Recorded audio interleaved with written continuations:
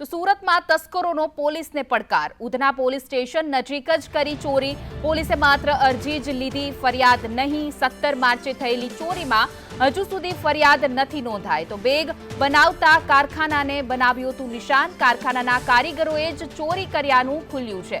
તો Surat Udhna police station નજીક જ ચોરીની ઘટના સામે આવી છે। કારખાનામાં ચોરી કરવામાં આવી હતી, પણ હાલ ફરિયાદ નોંધવામાં નથી આવી। તો સીધો જ પોલીસને પડકાર।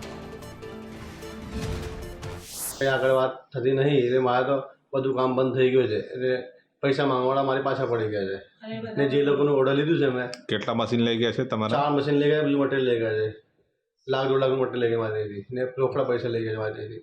એ સીસીટીવી ફોટેજમાં એ લોકો દેખાય છે જતા, તો કંઈ પોલીસ એની ખબર નહીં પોલીસ શું કરે છે। મને તો તકલીફમાં આવ્યો સાહેબ, મને કોઈ હેલ્પ કરો।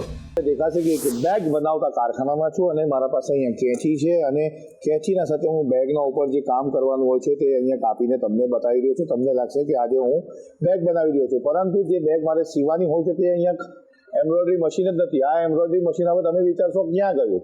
આ ચોરાઈ ગયું અને એને ચોરી કરનારા અન્ય કોઈ નહીં પરંતુ ખુદ અહીંયાના કારીગરો ચોરી કરીને જતા રહ્યા છે અને સીધી ફરિયાદ લેવાની હોય છે કારણ કે ચોરી છે। ગંભીર પ્રકારની ચોરી કહેવાય કારણ કે આ 4 મશીનની ચોરી થઈ છે, જેમાં એક મશીનની કિંમત અંદાજિત 22,000 જેટલી છે। નોકરો ચોરી કરીને અહીંયાથી રાત્રિના સમય જવું નીકળી જાય છે। જે બનાવ બન્યો છે ત્યાં સૌથી વધારે અવર જવર પોલીસની પણ હોય છે કારણ કે ખુદ પોલીસ સ્ટેશન આ ખાતાથી માત્ર 100 મીટરની દૂરી આવ્યું છે। રવિવારે થયેલી ચોરીની ફરિયાદ સત્તાવાર રીતે આપણે વાત કરી રહ્યા છીએ, આજે ત્યાં સુધી લેવામાં નથી આવી। દર્શાવે છે કે સુરત શહેર પોલીસ પોતાનો ક્રાઇમ રેટ કેવી રીતે બતાવો તે શીખી ગઈ છે। કેમેરા પર્સન ભૂષણ ચૌધરી સાથે આઝમ સાલે, સંદેશ ન્યૂઝ।